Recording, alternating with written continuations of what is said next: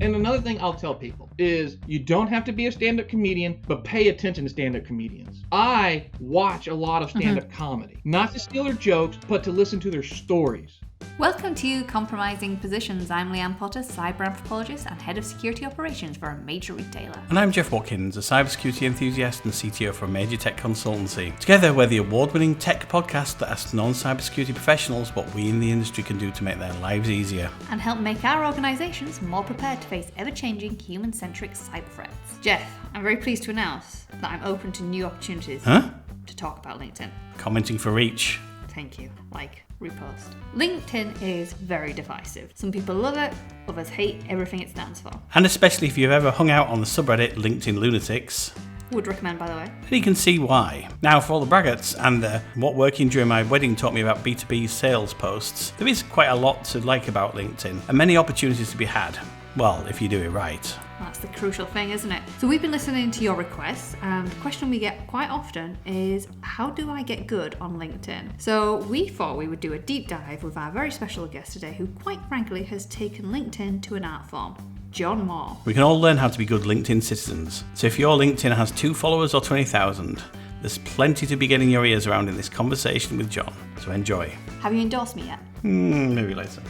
Welcome to the show, John. I'm very excited to have you on. I came across your brilliant insights, which I'm hoping you'll share some more with us today on this show. The Negotiate Anything podcast, which was really, I love that podcast, but you were a different flavor of guest for that podcast, it felt like. Your approach was so interesting, and we'll go into that more in the show. But for now, who better to introduce you than yourself? So, John, who are you and what do you do? Well, thank you for that, Leanne. My name, again, John Moore. I am over marketing and talent acquisition for my company, TekBank. I've been here for about 4 years. High level background. I have a very diverse background. I've managed big box retail. I have managed high volume call centers, briefly sold life insurance, been in the talent acquisition business ever since. Very nice. So tell us a little bit more about what does your work entail you to do in terms of getting people to really buy in? Like, one of the things I noticed about, for example, your LinkedIn presence is that you use LinkedIn in a really special way. Can you tell us more about that? Sure. For me, the buy-in is to speak to people in a relatable way. It's not enough just to tell people what a problem is or what a solution is. You'll see a lot of people on LinkedIn say, hey, if you have a solution, talk to the solution. Well, that's great and all. That sounds wonderful. We all have solutions, so why aren't we all just millionaires selling our solutions? Because when people talk about a solution, they talk about it either in a scientific way or they don't try to connect it to the emotion of what the pain is that the person that they're trying to reach is feeling. And the way I approach LinkedIn is to always paint a picture for a person, is to come at them and say, hey, I understand what you're going through. I go through it. This is what it's like for me to go through it. And I will paint that for you so you can see it. I don't just tell it to you. I want you to experience it as you're reading it. And I also add humor because I want people to be able to smile when they read it. When people feel that pain, it's one thing just to poke at a wound, but you got to make them giggle. It's kind of like giving a kid a shot. If you can make them laugh as you're poking in the needle, fine. You've given them the solution they need, and you didn't make it hurt as you gave it to them. They knew it was going to, but you lessened the blow. Absolutely. And people respond to that. Yeah, because the way I think of it is when you're quoting your favorite film, it's likely to be like a really humorous thing from that film. Like, if there's something you quote loads of times, it's going to be something funny. I saw a paper on, we could get into cybersecurity quite quickly, but on cybersecurity awareness training, and they said stop building your message full of doom and gloom, fear, uncertainty, and doubt, also known as FUD, but actually use humor to deliver your message. And they did a study, and it had so much greater impact on people's retention of that knowledge, and also softening the blow of your image, and the sort of return on investment of being more humorous as opposed to more, dare I say, staunchly professional. The other way is being the doom monger doesn't resonate with people. So I can totally see how using humor would would be a really effective way of utilizing that. But people are scared to use humor on LinkedIn. So what would you kind of say to people about dipping their toes in? Well, when it comes to humor, you gotta basically understand timing. You also have to understand if it's funny to you, it's going to be funny to someone else. And think about it this way. There's about 1 billion people on LinkedIn. And if it's funny to you, and if you only got 1% of those people to laugh at that, think about what 1% of 1 billion is. It's not a small number. That's a lot of people who think you're funny. So use your humor. You don't have to go out there and use toilet humor or be extremely offensive. It's not necessary. Life is funny, you know? You go out into nature, you see the duck-billed platypus. That's not a normal animal. It's there. We look at it, we point, we smile, but it's real. It's what we experience and what we see. And that's the same thing with work. What is it about what you're experiencing that's funny? What's the absurdity of it? Don't just tell me, hey, I'm experiencing blank. What made this blank, whatever it is, to be such a big deal? And how would you tell someone that made it in such a big deal that where you're like, this is how absurd it is, and this is the reason it's so big? My approach is the approach to the absurdity of it. I always seem to remember that if somebody can make a humorous, almost meme-like post out of it that's impactful, really insightful, but also makes me laugh, I usually remember it too. Those are the ones I'll go, oh, I've got to go back over my feet and find that and save it because it's really insightful, but also made me chuckle.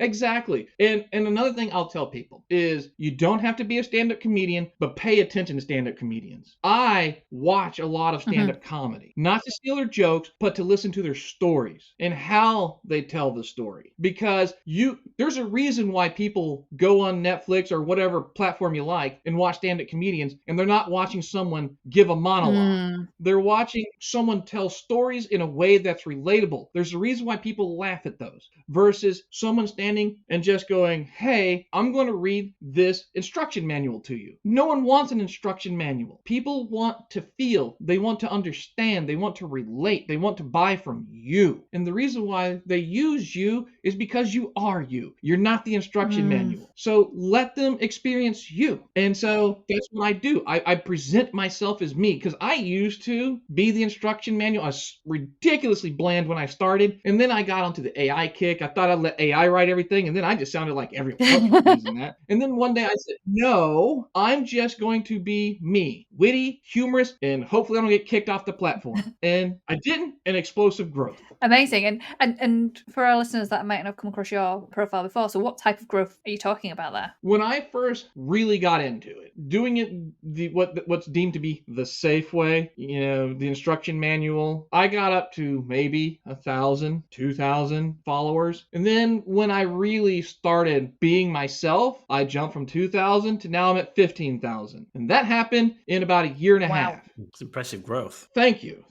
And I was averaging, where a lot of people you'll see with the larger accounts, they'll talk about how they got a big chunk all at once, and then it kind of dies down. Then there's some more virality, and it's a big chunk. Me, because I post consistently, and I'm using my voice consistently, I'm averaging anywhere from 15 to 25 new followers a day. That's an interesting one you point out on consistency there as well. I think that's also a level that when people are doing awareness or anything where you're required to storytell, is the analogy I always use is it's no good brushing your teeth for 5 hours one day of the year and then wondering why your teeth drop out your head, because these kind of endeavors require consistency. And I feel like it's the same with cybersecurity awareness, with anything where you need to get something into people's heads. One story a year isn't going to cut it. Right. And I always tell people there's 3 pillars for me: time, effort, and commitment. If there's just one of those missing, we go back to the 3-legged stool analogy, it falls over. It doesn't work. You have to have all 3. Now, the biggest one for people is going to be the time and commitment. The effort, people can kind of fake that until they make it, but the time and the commitment, because the commitment is doing it repetitively, and also ideation, right?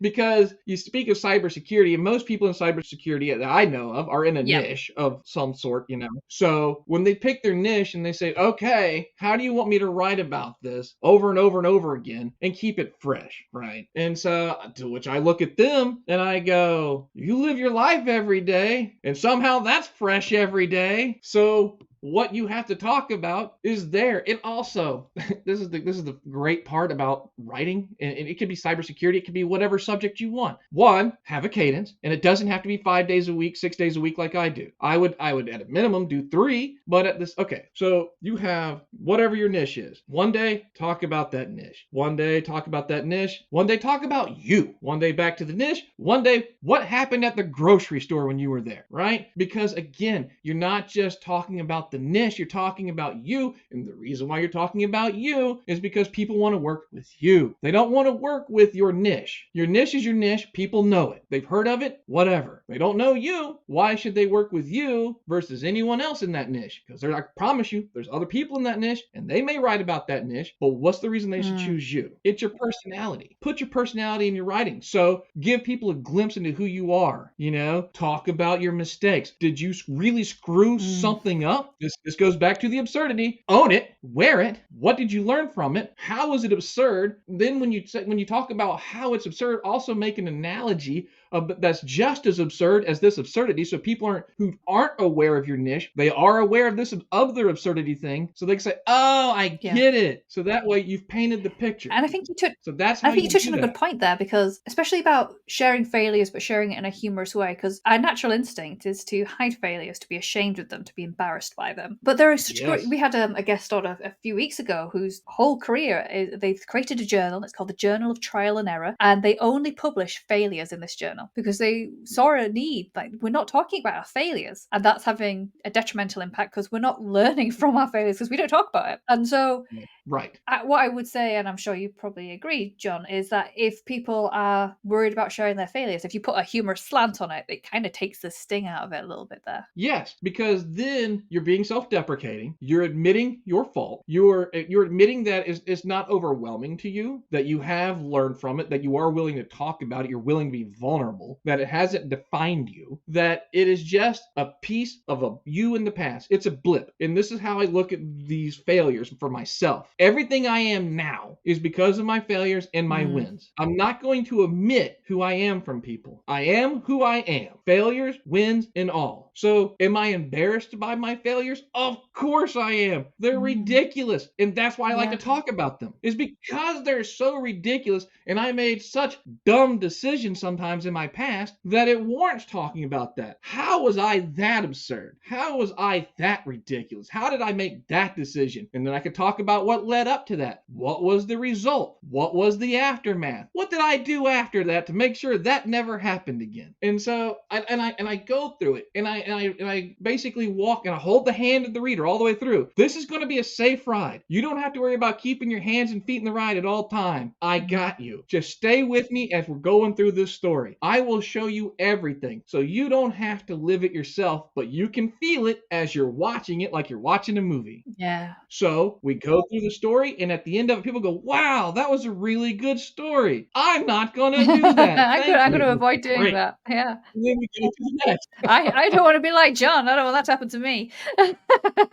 That's some of the power of storytelling, right? Isn't it? Is if you can take people on that journey and make them feel it, make them see it, they could almost smell it. I guess, are there any other things you think that make storytelling so important as a skill? Oh, good gracious. What makes storytelling important as a skill? Beyond the fact of connection, that's the big one, right? That's the big one, is connection. Because I'm always going to come back to that. For me, the other big skill, like I mentioned it a few times, is painting the picture, right? I could tell you a story, but and it wouldn't be like reading a manual, but it would be the bullet points, right? So this happened, this. But I didn't paint anything for you along the way. I didn't take you from the beginning through the end. That's the other skill that has to be learned with practice, is how to get people from A to Z. Because people will say, okay, I'm going to tell you my story, blah, blah, blah, blah. But I guess the other skill, even in reading, like I can do it talking because I'm doing it very well right now. I'm going to toot my own horn. Is that the energy you have to put into the story. You have to have the energy. That's why I love the humor. That's why I love the wit, the sarcasm as I'm writing, because when it comes out, I have all this emotion and all this feeling in my head, and I just got to get it out. And so when I put it into words on paper, it's like all that energy you're hearing from me now is just right into the words. So that way when people read it and they see everything, they go, wow, I really felt that. When I talk to people, they feel it. They get and they see it and they hear it. But when you read it, you have to put the same amount of energy into the writing as you do when you're talking to someone face to face. And I treat my typewriter, my keyboard, like I'm talking to a person. I'm looking at the screen, I see the words coming up, and I'm talking to my screen. And on the other side of that screen is billions of potential readers, right? And I'm talking to them. I am screaming it into the void, and someone in that void is going to hear it. Some of them are going to be people I'm trying to reach. Some of them are people, doesn't matter if it reaches them. They may just have fun reading it, whatever. As long as it reaches people and has an impact of some sort. But the skill that I would say beyond connection is energy. Have the energy in writing. And I think that's something lacking in the cybersecurity industry when it comes to posts. Now, I'm not by any means holding myself up as anywhere near as capable as a storyteller as you are, John, on LinkedIn. But, I do throw the occasional fun meme, and people do appreciate it and things like that.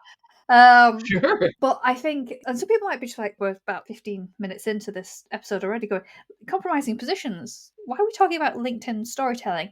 Now, I think we're talking about LinkedIn storytelling because it's what I get asked about so much. Now, when I go to a conference, people come up to me and go, "Oh, you're Leanne Potter." They shake my hand and say, "I see you all the time on LinkedIn." Now, I'll be honest with you, most of the time I have no idea who they are, but they know who I am. Sure. And it's interesting, it's strange, but it's almost like a real life feedback loop of like, oh, okay, so the content I'm putting out is resonating with people. People are associating me as a brand, perhaps, but also valuing my contributions into what I'm providing for the industry. And that's why I think it's important. And then when people get to know me, they go, well, how do you do it? And so I explain the things that you've discussed, the consistency piece, the being authentic. I don't try to be buttoned up Leanne, because buttoned up Leanne doesn't really exist. I can put it on for my telephone voice, but that's about it.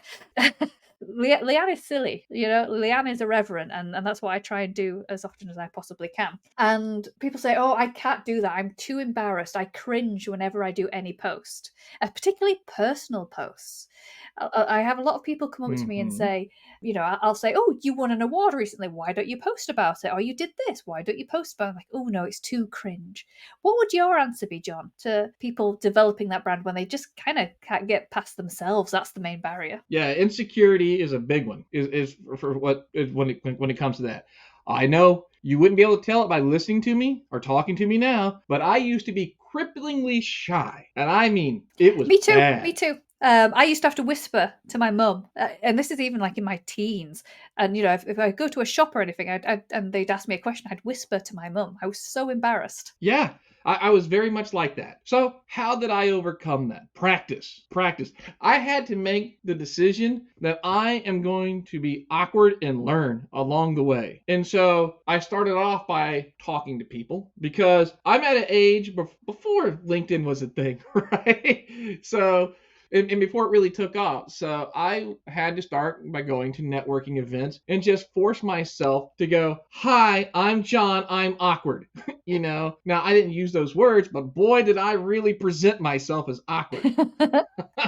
So if I were to talk to someone who's trying to start on LinkedIn, be it in cybersecurity, I would say, you mentioned how they talked about how their story is cringe. And I would ask them, tell me, why is your story cringe? What are the reasons that this story is cringe? And then they'll tell me, and I say, okay, now I want you to write that down. And then when you have that written down, bring it back to me. Again, make sure you tell me everything in this story that's cringe. I want you to write the story and tell me what's in this story that makes it cringe. Okay? And then you write it out. Now you've got to post. You look at me and you say, John, I have this cringe story. And I look at you and I say, no, you have a story. Take the word cringe out of it. There's no such thing, because it's relatable. You just told me something real. Now you're embarrassed by it. I get it, because you called it cringe. And you're going to think other people are going to think it's cringe, but I'm going to tell you, if you're talking to me, that those people are not you. you. They cannot experience it the same way that you do. They can relate to it. They can say, yes, I've been there. I've done that. And then they can look at you because they didn't write about it, because they too felt it was cringe, and say, I'm not alone. Someone out there is like me. Someone out there is experiencing the same thing as I do, the way I do, and now I have an audience built. What I find also interesting about that is the vulnerability you're talking about there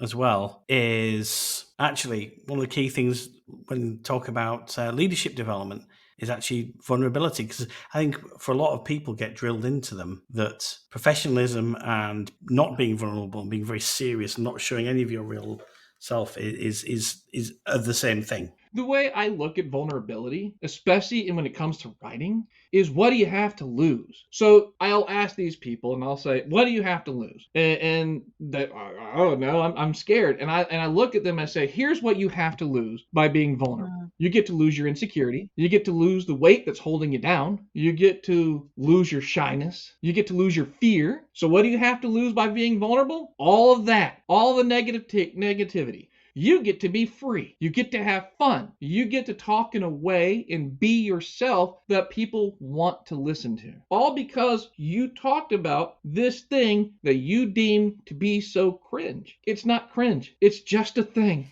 And also, you were saying you had to make a choice at some point, just like I had to make a choice. To extremely shy people, you have to make a choice. You either live that life where, to be honest, if you carry on, nothing will happen to you because you don't have a voice. And once you have a voice, you have no agency. So you make a choice. And there's times when I'm writing something and I have doubts. I'll still post it but I have doubts and go, oh, people are going to think I'm just this massive knobhead if I post this. Oh, there goes Leanne again. Look at her bragging about she's done this and that and things like that or whatever. But it's almost a tactic, isn't it? Because if I don't, I'm posting this, someone else isn't. I'm the one that's been seen, someone else isn't. And if you want to take charge of your career and LinkedIn has afforded me some incredible opportunities. I've traveled around the world a bit. People have given me free courses and learning opportunities. I've met some amazing people through LinkedIn. I've met my other half through LinkedIn. That's very cringy in itself, but but it's afforded me something wonderful, and that's because I posted, right? And that people should see LinkedIn as a tactic. You have a choice. You could post or not post, and if you don't post, nothing will happen. If you post, something amazing might happen. I have a phrase for that, and the phrase I look when it comes to posting, you were talking about everything you gained, right? So I look at me and I think about what I've gained. I've been invited on podcasts. I'm here on your podcast. I have been a guest writer. I have gained clients. These are things I have gained by posting. And you also said that if you don't post, nothing happens. So the way I look at it this way, here's my phrase. Would you rather have a percentage of something or 100% of nothing? Yeah. If you do nothing, you're going to get nothing. I always... But I always use the same. When people say, should I apply for this role? I say, well, what happens if you don't? Well, I won't get it. What happens if you do? I might get it. There you go then.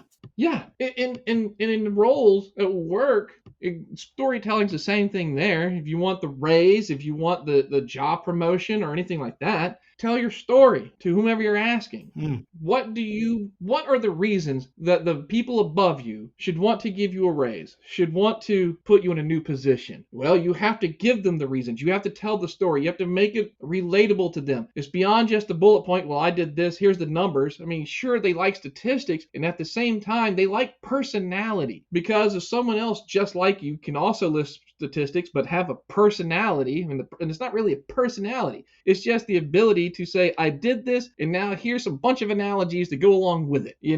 That's the separator. That's the you big were saying deal. Something earlier, John, just quickly, and that was, as your approach became more true to yourself on LinkedIn, and then your followership jumped to like 15,000, amazing numbers within a year.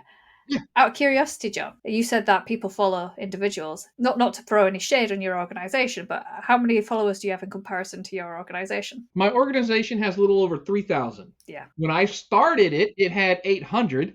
but now it has And I 3,000. think that's just indicative. So people think of, again, that mindset that LinkedIn is a professional platform. It's for companies to and people don't follow companies. People follow people. And that's why building your brand is so Right. incredibly important. 100%. 100%. That's why I always tell people they don't buy from your company. They buy Mm. from you.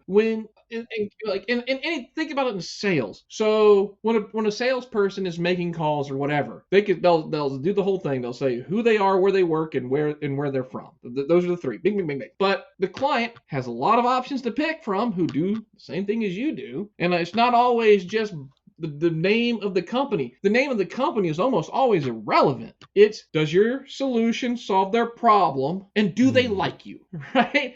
Do they like you? It boils down to do they like you? And how do you get them to like you? You tell stories because people want to know who you are, what you've done, what you've experienced. How have you fixed things in the past? What did you break in the past? How'd you overcome it? These are all things you can talk about, and you can talk about it from a billion angles, and you can make it relatable to every single client, to every single potential client you're trying to reach. And that's the thing that people really need to understand and know is important. Yeah, I mean, organizations are kind of nothing if really without the people, are they? I mean, they're an abstract concept. If nobody works in an organization until we get to the point where it's maybe Skynet, and if no people work in an organization, it doesn't really exist. And I think it draws me back to the Michelin star system. It isn't just given to a restaurant; it's given to like a combination of restaurants and chefs, and the combination of the people and some kind of reputable grouping of those people into some kind of thing that you'd call an organization super important for credibility's purposes. A lot of people do want to engage an organization rather than an individual, I guess. But also, do you have any other tips for sort of building credibility on LinkedIn? Aside, you've mentioned a few there. Are there any other tips? Building credibility on LinkedIn. Well, one is going to be the consistency thing. We've already talked about that. That's first and foremost.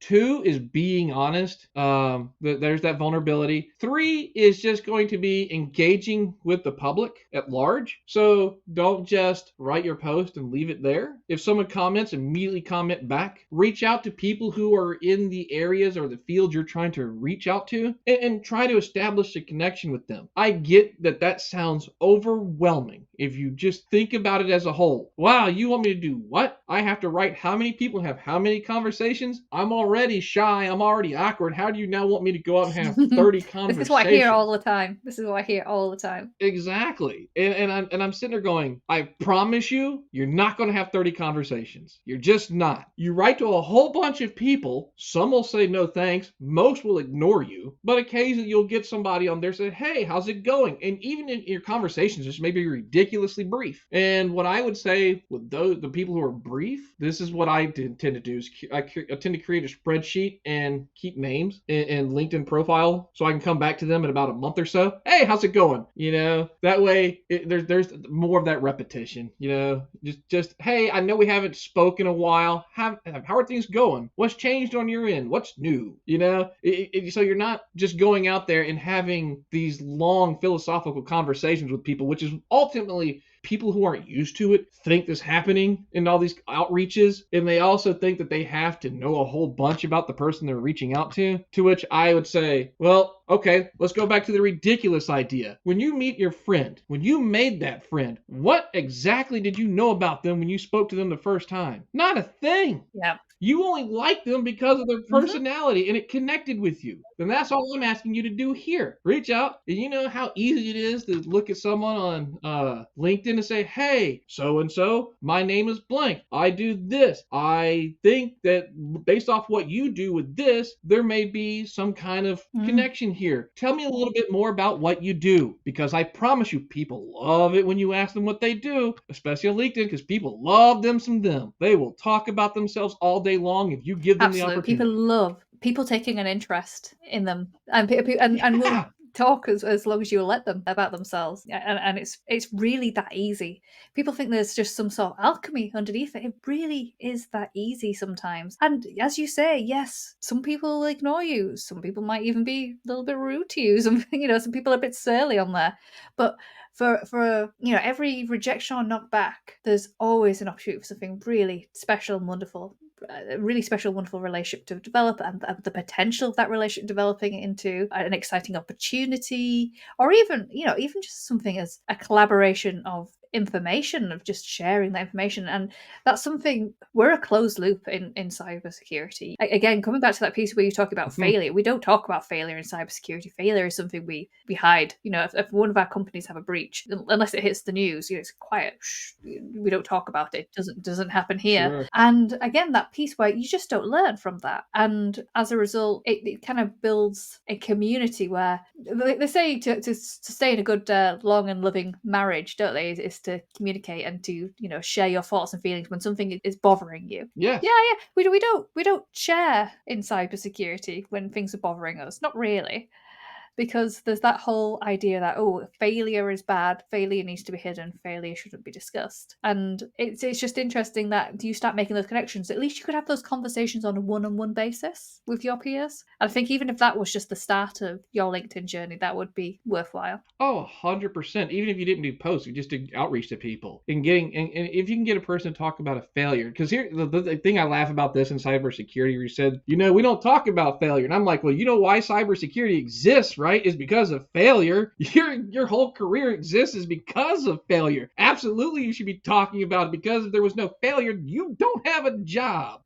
So what are you talking about? Talk about your failure. But as far as LinkedIn goes, it's, if you don't post, you can build an entire following of people just by outreach. It's a lot harder if you're more focused on vanity metrics to do it that way. But if your whole deal is you just want to make genuine connections, that's a good way to do it. Now, I'm going to tell you, they're all going to come check out your profile, and they're going to go straight to your activity page. So you're going to want something there, but you can do it. You can build connections. You are so right, because that setting up your shop, as it were, is very important now. There's been people neglect that bit. So some people are just like, I'm ready to start posting. And I was like, you're not, because one, you don't have a photo. You've just got Garfield the cat as your image. Sure. Or no banner. There's the most scant information. And I know that in cybersecurity we're scared about giving away too much information, but just saying security doesn't really give me an insight into what you do or anything like that. And you need to be careful. And I tell you what, and we'll come on to this a little bit later, John, because of your previous careers. If I am recruiting someone, I'm going on LinkedIn to check you out. I think it's a super important part almost of LinkedIn, is it builds up like a social proof of somebody is genuine, somebody is who they say they are. You see them interacting with other known good people. It creates a little bit of almost like a safety net because we have had people turn up on LinkedIn and claim they work for organizations or claim they do X or Y, and they haven't done that, and they don't have any of those links. You go, that this credibility of this person is zero, and I suspect they're not real. Well, another thing too that I look for when I'm recruiting and I'm looking on someone's page, I always go to their activity, right? Because I'll see their resume. I don't necessarily need to go to the career section, but I will go to their activity section to see if they engage, to see what kind of following they have, to see if they talk to people, because that tells me they have a personality. Yes. And I know that my clients that I do hiring for don't want someone who's just going to say that they say, yes, I could do the job. But if you're in there and there's the thick of it, and then they want to know, can you actually handle it, right? Your resume says you have the skills that you should be able to handle it, but only you can show where you actually handle it. And so I tell people to have some activity in the about me section, right? Have something in there. Give people a reason to want to talk to you. I change my about me section at least once a quarter. I rewrite it every quarter. I don't want to keep it stale. That way, people who come back about at least once a quarter will come back and see, there's new fun stuff in there. And I try to keep it humorous. I don't want to just say I'm a recruiter, blah blah blah. There's a whole bunch of us out there. So I like to have a personality in mind, and my personality is wit and humor. And so you're going to get wit and humor. And then I don't make it about me, so to speak, saying what I do, what I'm great at. Look how wonderful I am. Please love me. No, I say, yes, I am in recruiting. Clearly you know that. That's the reason why you're reading that. But here's how I help you. And here is all your pain and all the messiness of it. And here's the solution. But here's the reason it's messy. Here's why the solution is so cool. And this is the reason that you're going to want to work with me, because I'm telling you the story in a way that's relatable. We're back to that. And it's just, Yeah, and so give people a reason to want to talk to you. So, because when you do the outreach, again, they're going to come back to you to see if you're credible. I get a lot of the, hey, John, what's your WhatsApp phone number? Let's have a relationship. 1, I don't know you. 2, what are you talking about? 3, when I go to your profile, it's clearly a stolen picture and 2 followers. No, like, but if someone reaches out to me and says, hey, I read your profile, I see that you did this. This is what I'm into. Please explain to me this, or can we talk about blank? That's a conversation. Yeah, absolutely. Out of curiosity, You know? John, I'm going to go onto my LinkedIn and I'm going to see how I approached you. And then we'll Sure. see, did I do the right thing? Let's see if I can live up to. Right. So I started off, and by the way, I should say this was all very genuine. I did listen to you on the podcast, so I reached out to you and I said I really enjoyed your episode on the Negotiate Anything podcast. I have my own podcast, upskilling cybersecurity people. I think you would be great on it. And then that's how I opened that conversation. So rate me, John. How was that? I say that's pretty good. You told me the reason you're reaching out. You introduced yourself, and then you said next steps for the conversation. So that was that. That's all that is. It's kind of like when I get a connection request from people. A lot of times I'll write them out. I'll write back to them, hey, I really appreciate this connection request. And the next question is always a really good one to ask anybody you're talking to. Well, what motivated you to talk to me, so to good, connect, yeah. to make this connection? And you already did that in your introduction. I listened to you on Kwame's podcast, the Negotiate Anything. So the motivation, what was the motivation for you reaching out? Done, out of the way. And so you've established it. You've established your credibility. You've listened to it. Hey, I think you'd be great on this podcast, which now I'm going to have to follow up and go, okay, let's talk about that. And so that's going to be any connection request or any time you're reaching out to someone is, hey, blah, blah, blah, blah. And then any time you get a cold one of those, if they don't explain the reason why they reached out to you and you're just, okay, and they at least mildly look credible, right back, what was the motivation for reaching out?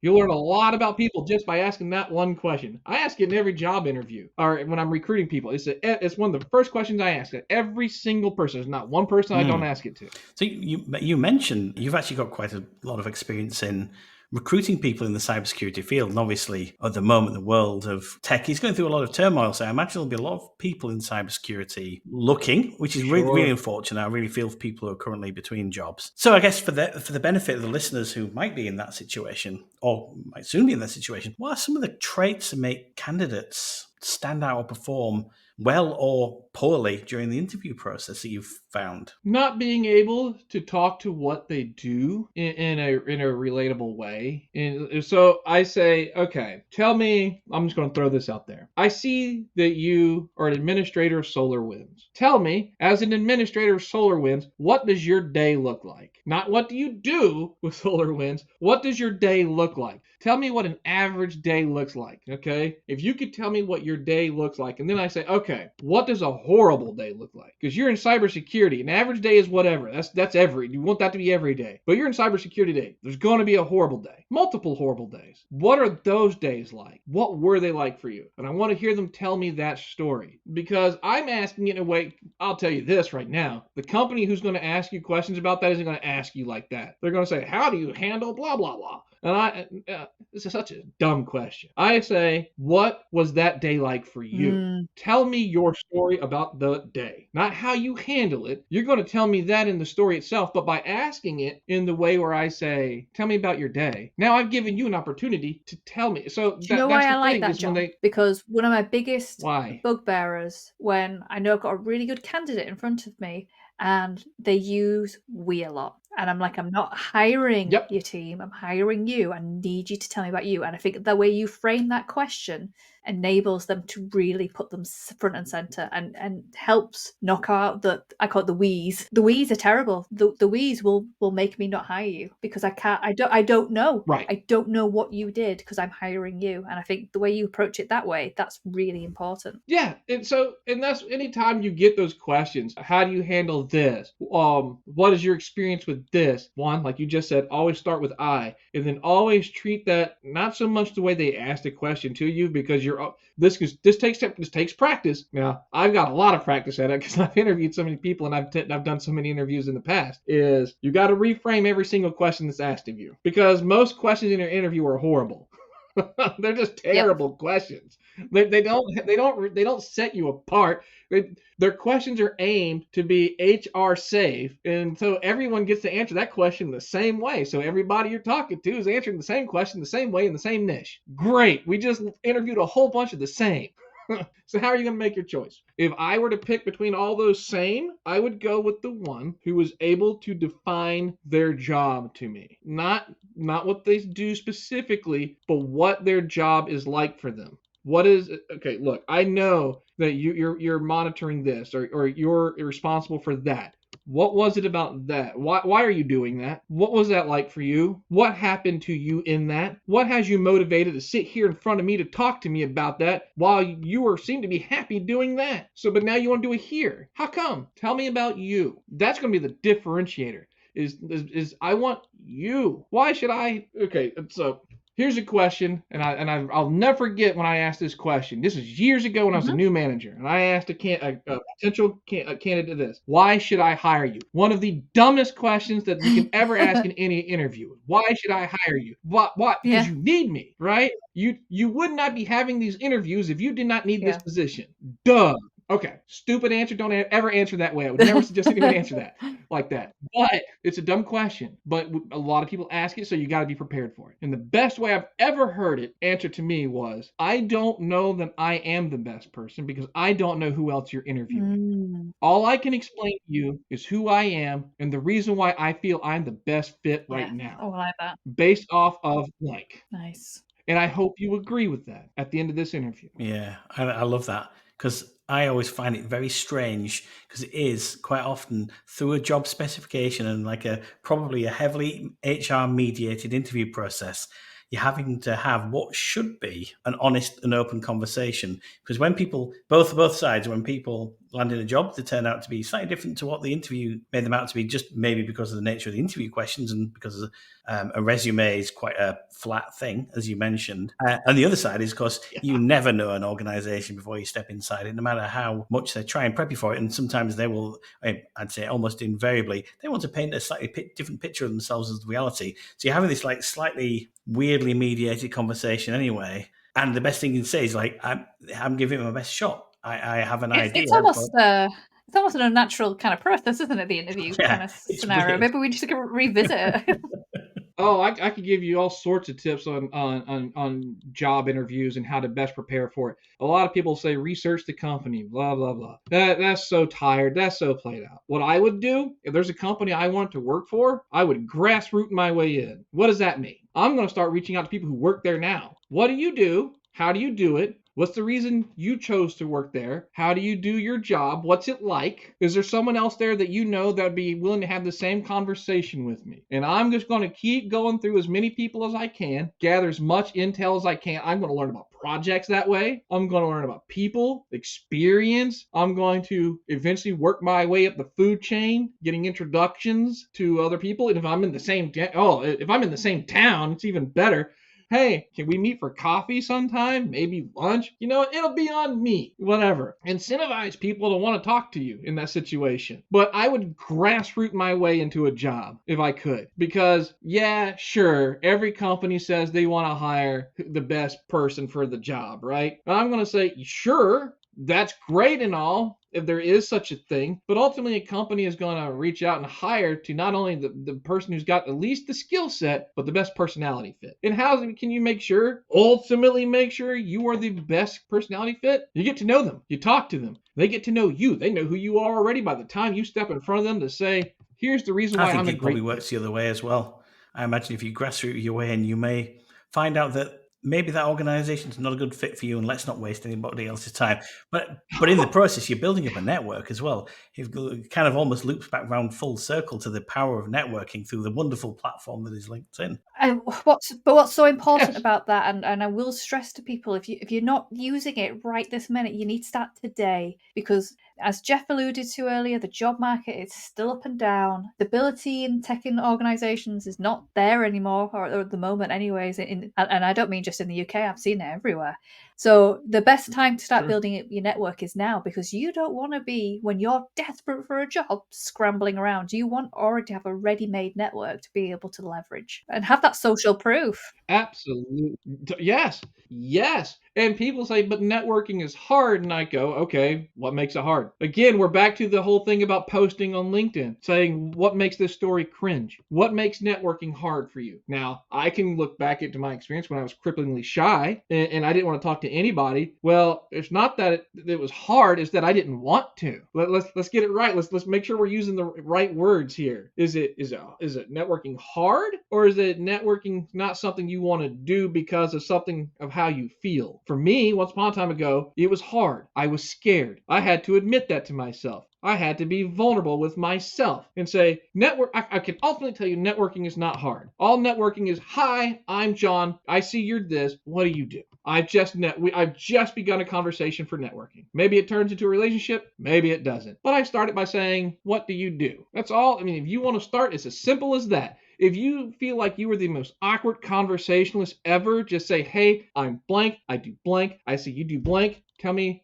how you do what you do and what it is you do on a daily basis. You can write that on LinkedIn. Writing is easy. It's almost like LinkedIn's being an advocate for you. It's being the voice for you. So it's not your voice. It's just written word. No one gets to see how awkward you feel and how shy you are. It's online. You're anonymous. Beyond the fact that you got this shiny little face picture on LinkedIn. So use it. Ask people what they do. And as you do it, and then do it again, and do it again, and do it again. And each time it gets a little easier, a little easier, a little easier, until at one point you get to a point where you go, it's reflex. It's not hard. It's not scary. It's just you reaching out and saying hi. You'll have great conversations. You'll have terrible conversations. You'll have people say mean things to you. You'll have people say sweet things to you. It's going to be all of it. It's going to be a roller coaster of a ride. There's going to be highs. There's going to be lows. There's going to be times where you're having these really great conversations, and there's going to be times where you have none. You're going to have twists and turns. It's going to be everything. But the only way it works, and the only way you get to experience that, is to make the decision to get on the ride and ride. Wonderful.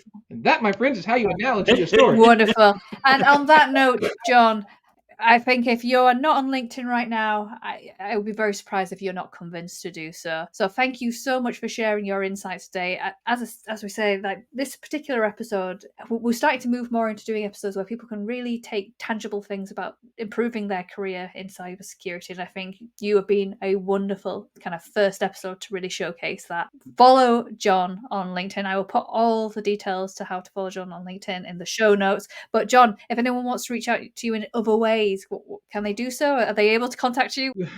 The best way to contact me, there's two ways. The best ways are going to be through LinkedIn, obviously. The other is my work email, which is jmoore, JMOORE at TekBank, TekBank.net. Wonderful. I will put that in the show notes too. And also, I apologize for interrupting. I am so sorry, but I have to say this. I appreciate you having me on your show, and that I was the first of this type of series. Thank you. It's been a lot of fun. It's been wonderful for me. And you know, there's always small I can learn about LinkedIn. I think I do it pretty well. Like, and as I say, not nowhere near at your level, John. I could definitely learn a lot from you, but it's really kind of helped me go, okay, it's okay to cringe because nobody can see that, and things like that in the background.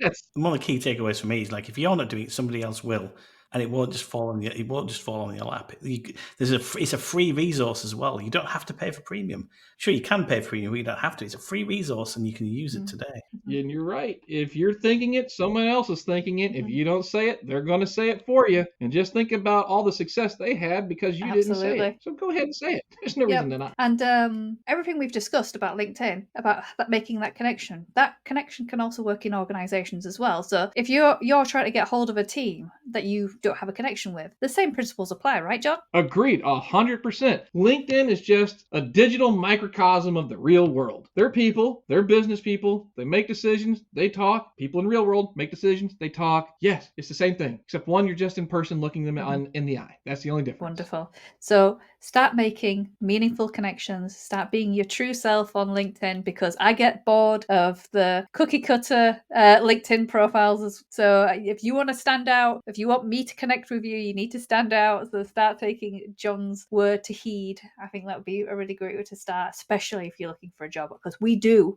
everyone on this call, we all look at your LinkedIn profile. So think about what is the first impression you want to put out there. Yeah, exactly. It's Absolutely. your billboard. Well, thank you so much, John. It's been an absolute pleasure. Thank you. So much to take away. I'm really excited. Again, thank you for having me. This has been a lot of fun. I appreciate it. I want whatever John has had for breakfast. So much energy and enthusiasm. And he's right. It's not just face-to-face where he's like this. It really comes across in his LinkedIn posts too, and that is not easy to do. No, it's not. So those of you listening, what are you going to post about next? Could it be about this very episode and all the things you've learned? Bet you dare. Go on, a day. Get out your comfort zone. Just remember to be authentic though. Tell a good story, and if you can, use a bit of humour. And who knows, a thought-provoking post on this very podcast about what you've learned might be the edge you need for that next big job. Links to everything John discussed in this episode can be found in the show notes, and do give him a connection request. Tell him we sent you. We hope you enjoyed this episode. See you next time. Keep secure, and don't forget to ask yourself, am I the compromising position here?